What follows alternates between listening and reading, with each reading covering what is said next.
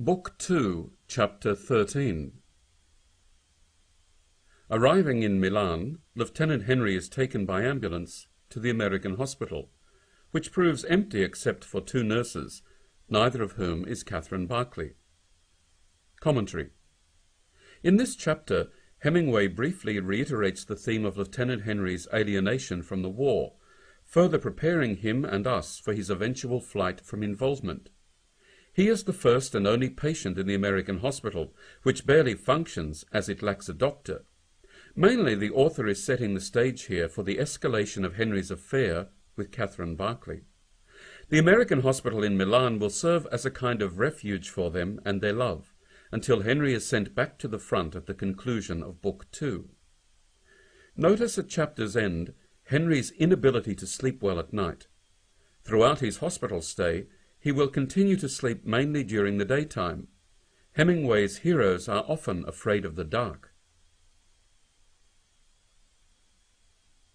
Chapter 14. A strangely hostile barber shaves Lieutenant Henry. Afterward, Henry discovers that the barber thought he was Austrian rather than American. Catherine Barclay arrives. She and Henry declare their love for one another and have sex in the hospital bed. Commentary. The barber scene provides comic relief, but it also reiterates the theme of alienation. Lieutenant Henry is not recognized as an ally by the very Italians in whose army he serves. When Henry and Catherine Barclay reunite, he declares his love for her, which might merely be his means of seducing her. But he tells us as well, quote, "When I saw her, I was in love with her. Everything turned over inside of me." Unquote. And at chapter's end, quote, "God knows I had not wanted to fall in love with her. I had not wanted to fall in love with anyone, but God knows I had." Unquote. For Henry, his affair with Catherine is no longer a game, and it is significant that this transformation follows his wounding in battle. The experience has matured Henry, elevating him to a level of wisdom closer to that of Catherine. Recall the way in which Hemingway implicitly connected love and war in Chapter 4, by showing Henry and Rinaldi sharing a drink before their visit with the nurses, just as the soldiers drink before going into combat. Now combat has prepared Henry for love. Chapter 15. After 3 doctors together examine Lieutenant Henry's wound and x-rays, they recommend he wait 6 months before an operation on his leg. Henry seeks a second opinion, and an Italian major named Dr. Valenti proposes operating the following day. Commentary. In this chapter, Hemingway dramatizes the contrast between the bureaucratic and the active, similar to that between those who made the war and those who actually fight it. Nurse Van Kampen and Nurse Gage embody this contrast as well. The 3 doctors who first examined Lieutenant Henry are clearly incompetent as well as indecisive. Henry tells us that, quote, "Doctors who fail in the practice of medicine have a tendency to seek one another's company and aid in consultation. These were 3 such doctors." Unquote. Dr. Valenti, on the other hand, is full of joie de vivre. Henry says that he, quote, "laughed all the time," unquote, and even agrees to share a drink with Henry, for instance. In some ways, he seems more English than Italian, and thus more of a kindred spirit to Henry. Dr. Valenti appreciates Catherine's beauty and says, quote, "Cheerio," unquote. Again, the circumstances, incompetent doctors, lack of availability of other opinions, and so on, not the individual, determine the care that Henry gets. In real life, it is not likely that Dr. Valenti would appear, and Hemingway knew it. Chapter 15 all but overflows with foreshadowing. In the very first paragraph, Henry tells us that the doctor, quote, "used a local anesthetic called something or other snow," unquote. Recall that snow is all that forestalls combat in this war, and bear the symbolism of snow in mind during the last third of A Farewell to Arms, when it provides another kind of reprieve. Also, remember Dr. Valenti's offer, quote, "I will do all your maternity work free. She will make you a fine boy," unquote, he says of Catherine. Chapter 16.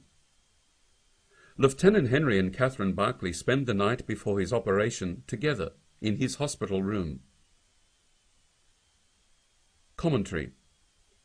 Hemingway reminds us that this otherwise peaceful chapter takes place during wartime, with allusions to searchlights and the anti-aircraft gun. He sets the stage as well with carefully chosen specifics, the smell of the dew outside, for instance, as well as that of the coffee drunk by the gunners on the roof adjacent to the hospital. Such intimate sense details put the reader in the scene itself. The dynamic of Lieutenant Henry's naivete versus Catherine Barclay's experience and maturity is reiterated as Henry tries to make a date for the night after the operation, and she insists he will be in no shape to see her. And the novel's ending is foreshadowed in the couple's playful exchange regarding their children's temperatures, and in Catherine's insistence that Henry recuperate so they can go somewhere together. Quote, "Maybe the war will be over," unquote, she says hopefully. Quote, "It can't always go on," unquote. Finally, a discussion of Henry's experience with prostitutes illustrates the difference between sex and true love. He tells Catherine that he has never loved anyone before her, but admits to the reader that he is lying to her when he says he's never professed love to a partner. During this scene, the morning sun illuminates the spires of the Milan Cathedral, perhaps reminding us of the priest. Quote, "I was clean inside and outside and waiting for the doctor," unquote, Henry tells us in the next sentence, allying himself with the chaplain rather than Rinaldi and the other officers, at least for the time being. Stylistically, Chapter 16 consists almost entirely of untagged dialogue. Notice how the content of the quotes, as well as their diction or word choice, and syntax or sentence structure, makes attribution for the most part unnecessary. Catherine often addresses Henry as darling, and her speeches tend to be longer and more overtly emotional than his. Chapter 17. Chapter 17 summarizes the routine that Lieutenant Henry and Catherine Barclay fall into after his operation. She volunteers for night duty so as to spend time with him, and he sleeps during the day. Catherine's friend, Helen Ferguson, speaks cynically about love and suggests that Henry encourage Catherine to take time off from working nights so as to get some rest herself. Commentary. This chapter, from which Catherine Barclay is mainly absent, is full nevertheless of ominous foreshadowing in the discussion between Lieutenant Henry and Helen Ferguson. Henry asks Nurse Ferguson if she'll attend his wedding to Catherine. Nurse Ferguson insists they will never be married. Instead, she says they'll, quote, fight or die, unquote. Crying, she continues, quote, "But watch out you don't get her in trouble," that is, pregnant. "You get her in trouble and I'll kill you," unquote. Henry promises not to. Helen responds, quote, "I don't want her with any of these war babies," unquote.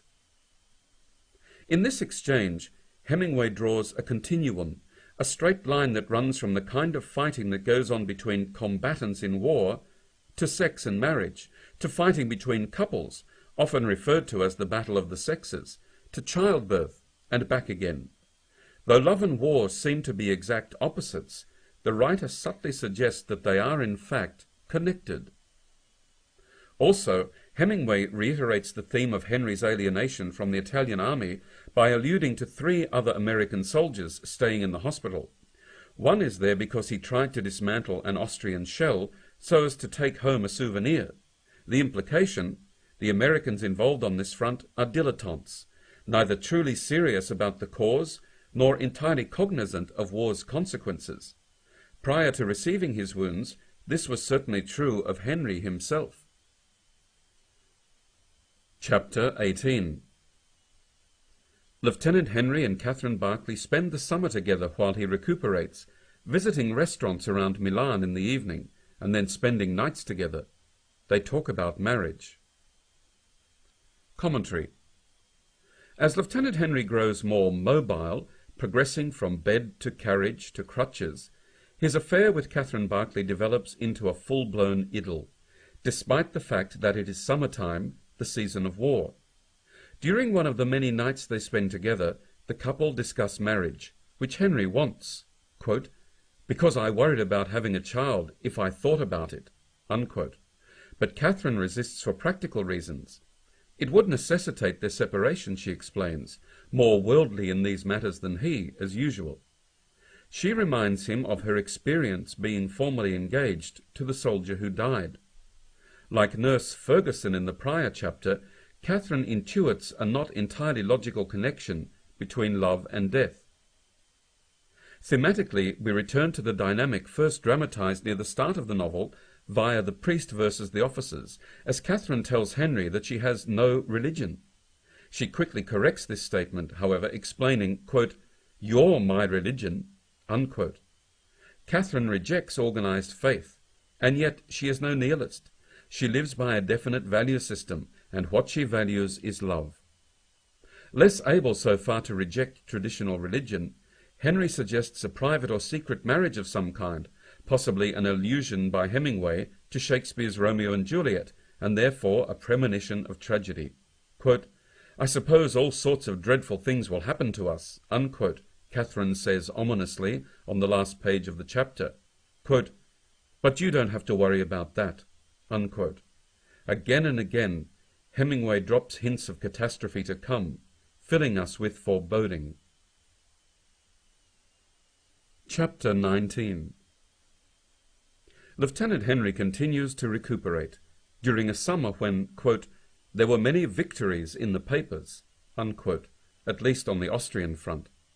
Around Milan, he encounters an American couple, professional gamblers named Mr. and Mr. Myers, Ettore Moretti, an Italian from San Francisco who is a captain in the Italian army, and two American students of opera.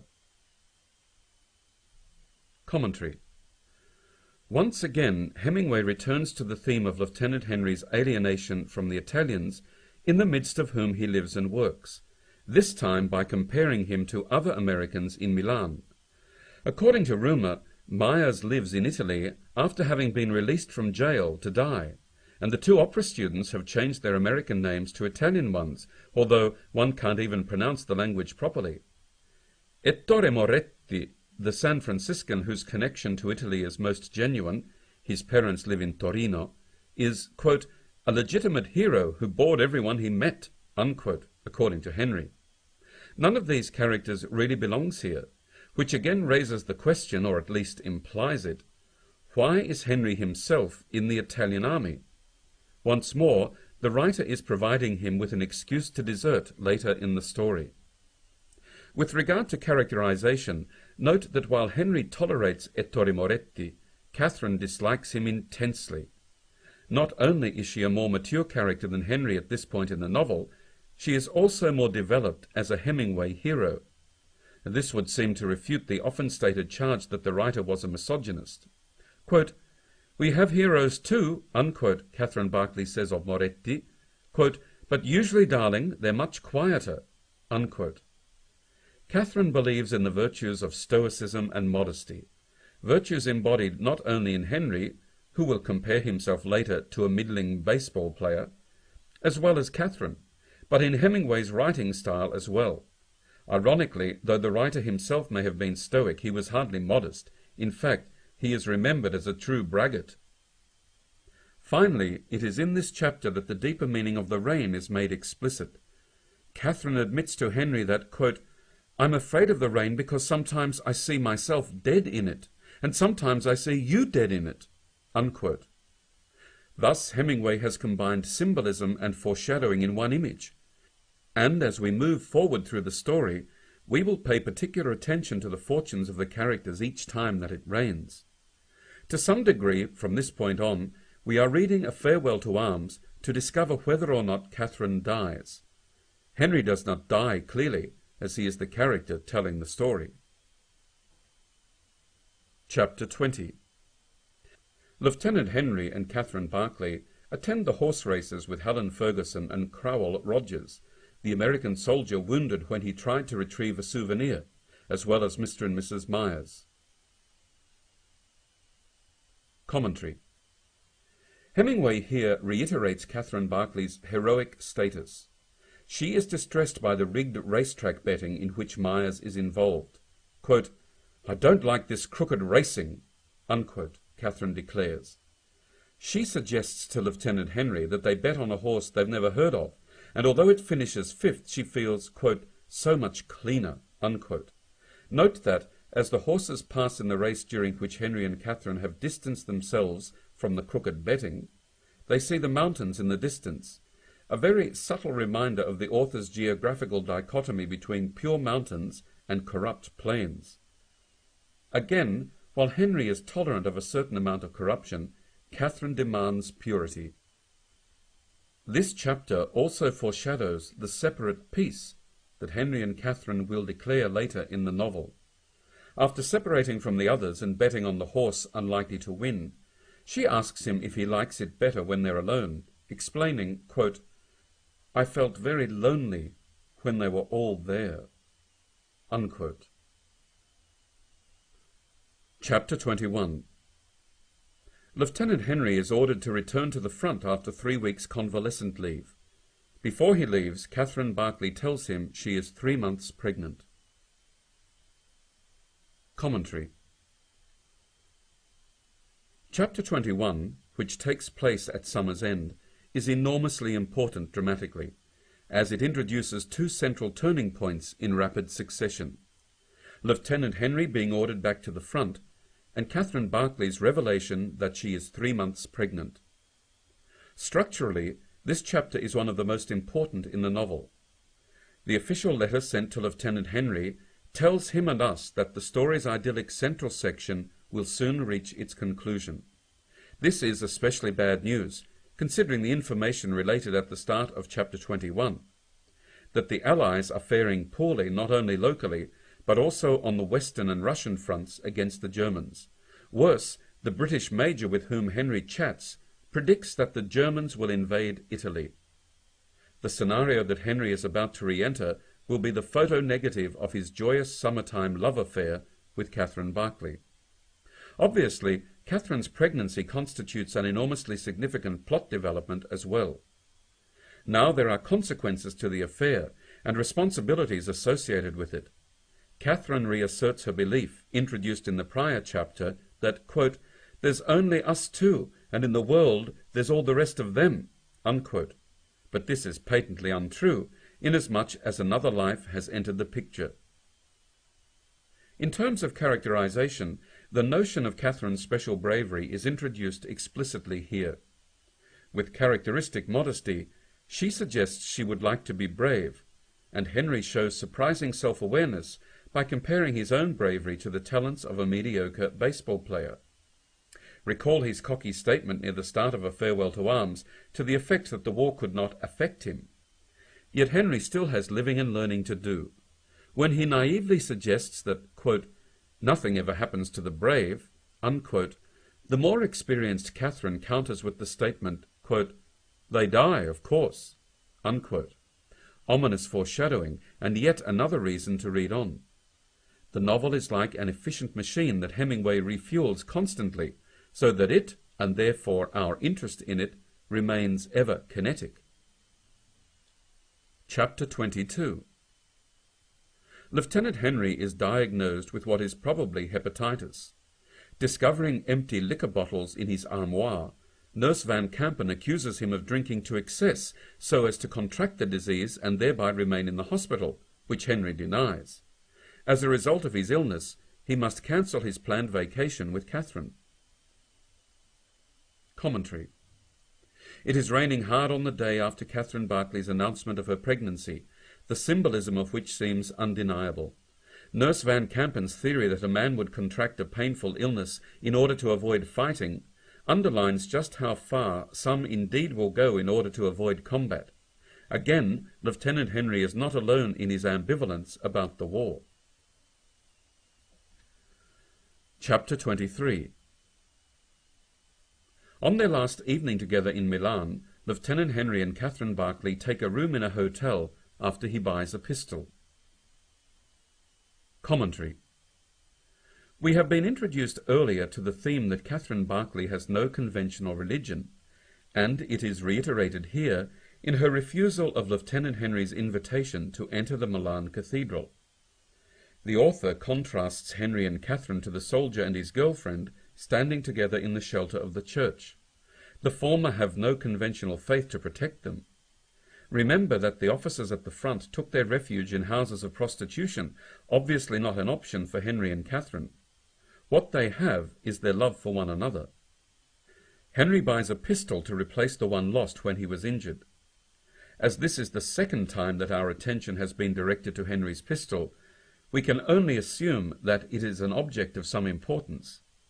Notice that Henry refuses the offer of a, quote, used, very cheap, unquote, sword. Quote, "I'm going to the front," unquote, he explains, and the proprietor of the armourer's shop replies, quote, "Oh yes, then you won't need a sword," unquote. As Hemingway has made clear from the novel's first scene, this is not a storybook war in which combatants carry swords, much less use them. World War I is modern, unromantic, brutal. During Henry and Catherine's trip from the armourer's to the hotel near the train station, the fog that has covered the city from the start of the chapter turns to rain, the novel's symbol of death. Staying in a hotel room for less than an entire night with a man who is not her husband makes Catherine feel like a whore.